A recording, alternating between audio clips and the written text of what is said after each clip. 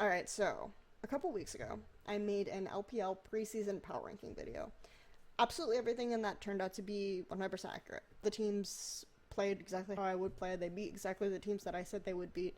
Now, it's absolutely not true. I'm not clairvoyant. I have some measure of analytical ability, which you are free to debate if you so choose. But especially in a region with as many games as LPL, and now LCK, you can see that a lot in LCK as well. They're going to be more free to pick a bunch of different experimental compositions, try out some things that won't always work, and they'll lose games as a result of that. But I'm not going to use that as a major excuse. I have to rank teams on what they're able to show, and you can see within games, like, this strategic element they're doing well, this champion they're playing well, etc.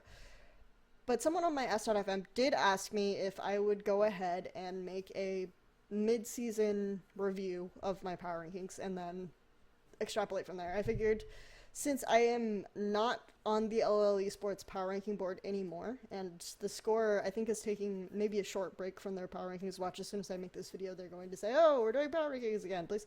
But anyway, at the moment right now, there isn't really a conflict of interest for me to make my own video, do my own individual opinions, etc. I'm going to go ahead and go through the 12 teams. I'm going to try to make this much more brief than last time because I think it's easier to digest, and I'm just going to hit on points that are different, things that I didn't really understand. If you want to look at what I thought about the teams before, I will go ahead and link that in the comment section. 12 I now have as king. Before I had it as unlimited potential.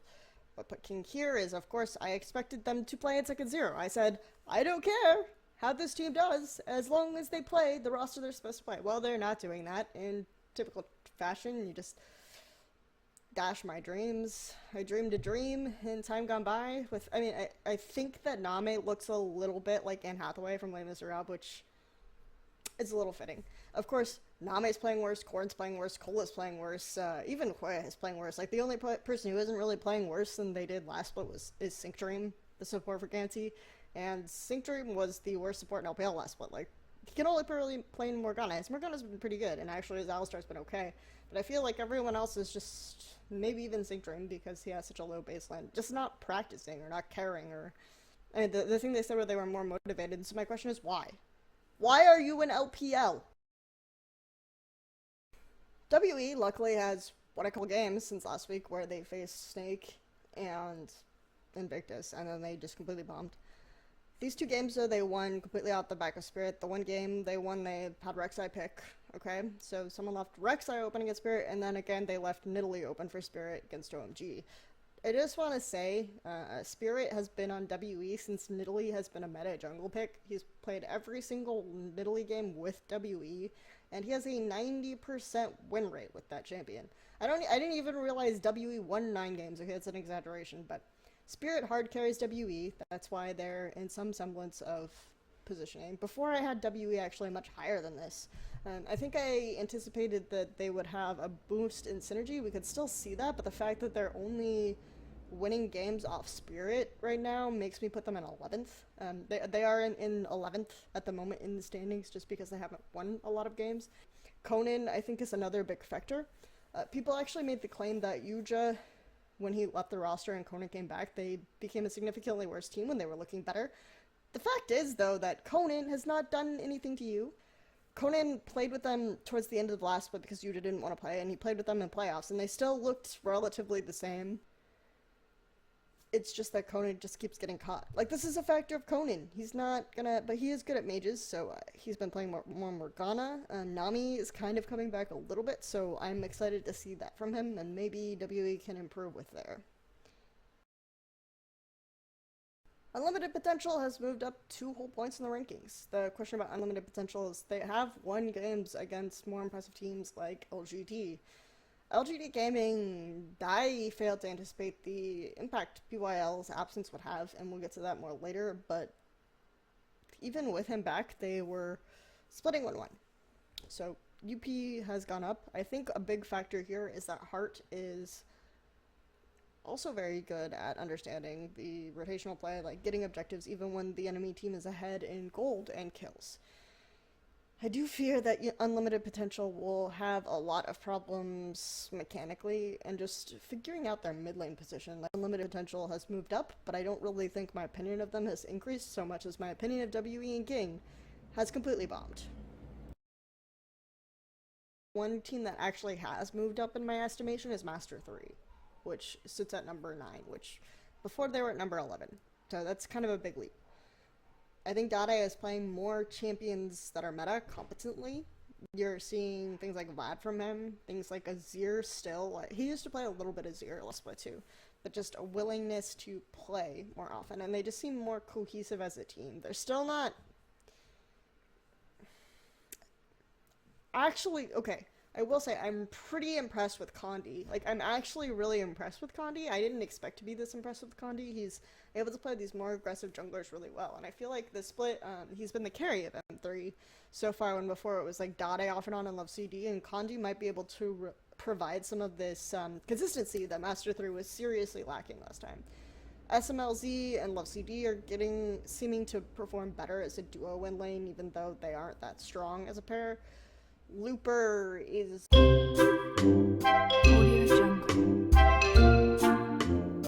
actually played the lane swap against WE well, though it was more like WE completely destroying themselves in the lane swap. Still, pretty nice to see. I think tentatively I'm moving them up. I think the thing about Royal Never Give Up is they're actually playing spot on to sort of how I anticipated they would play, which is King with a more aggressive mid laner. Except that Qiao Gu was playing below expectations. I already had a relatively low expectation set for Qiao Gu. I think that he played a lot of weird things and showed off his champion pool toward the end, and he looked particularly good on Gamty because he was hard carrying them. I will say that I've been really hard on MLXG, and I don't think he deserves to have the most MVP points of anyone in the league right now, but he's playing much more like his old self, which was kind of a more creative early pathing.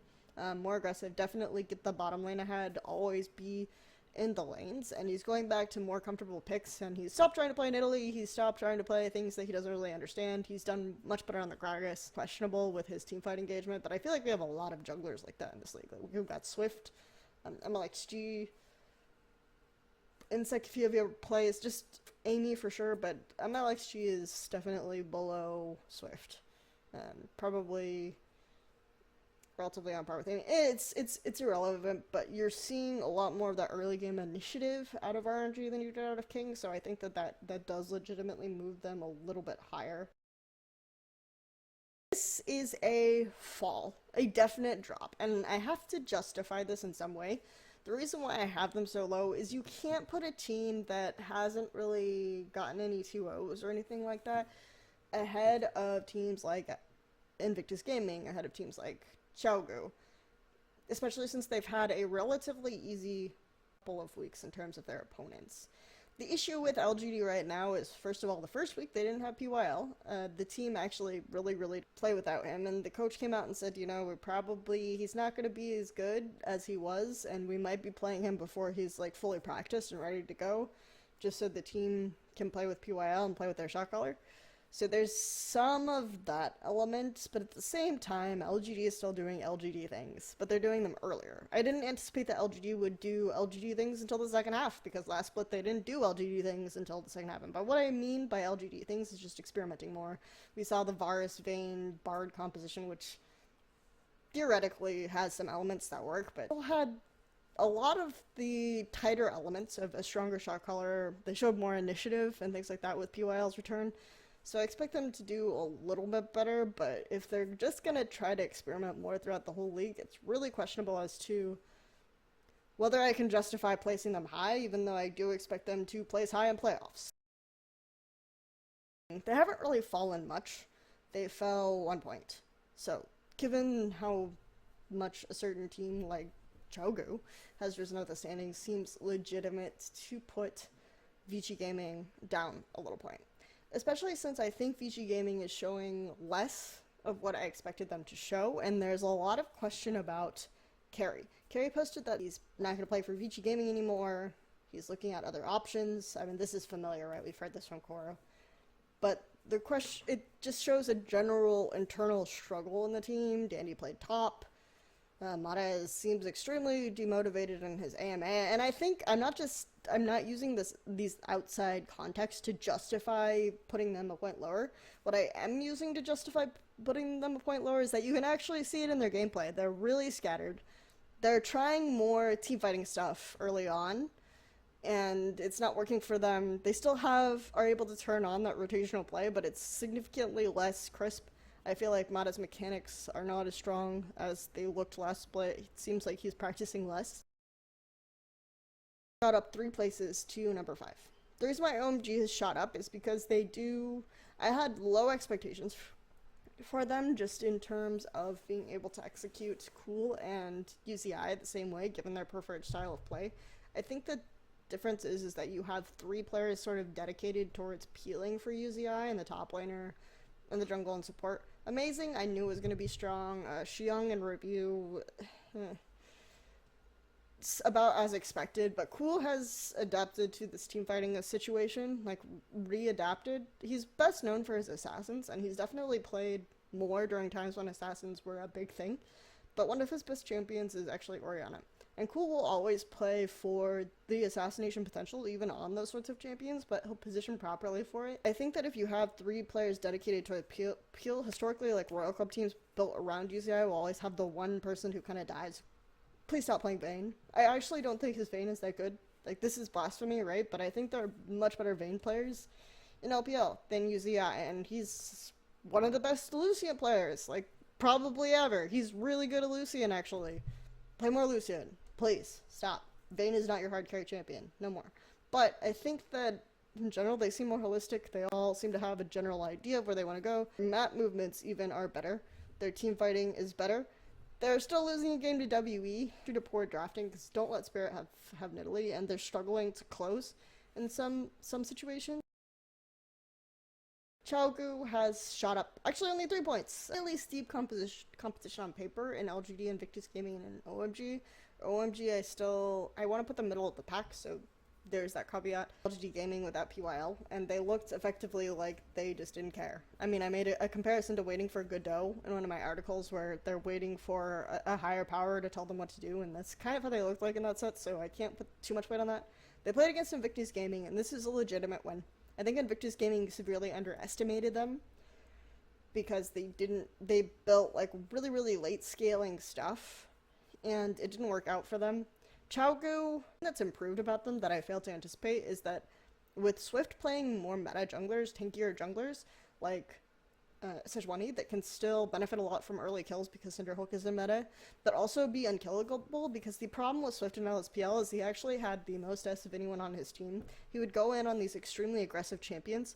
He would get everyone ahead, but he would take like all the kills, and then he would go on in these extremely aggressive champions, and sometimes they would fall behind because of that, or they would lose, or they looked less tight, and their team fighting wasn't as good because of it. But with him on Sejuani, he doesn't die. He just goes in. The team has really good follow-up. Their execution of their wombo combo chain CC is really strong. So as long as this meta continues to be persistent, Qiao Gu will do well. I wonder how they'll be affected when Cinderhulk falls out of meta after subsequent patches, because I do think it will see additional nerfs. Oh, and they pull the trigger. Like, that's a big thing. Like, pulling the trigger. We've seen all these Nancy kind of teams lately that don't really want to risk the Cinderhulk clash, but Qiao Gu, because they're willing to pull the trigger and they're willing to get those early advantages, they snowball that much faster. I moved up a point. The reason I moved Snake up a point is because they have won a lot of games. Unfortunately, also their competition, with the exception of Edward Gaming, has been really poor. They played WE, Unlimited Potential, and King. And they even had a convincing early game against an Edward Gaming, where they camp top lane, which I don't ever think is an effective strategy against Edward Gaming, to be honest, but they're looking good. Gu actually has made the comment that he's practicing other stuff because he doesn't think he can get better if he just continues to play the same thing. He actually invoked Pawn. I think he's being very serious. I think this team...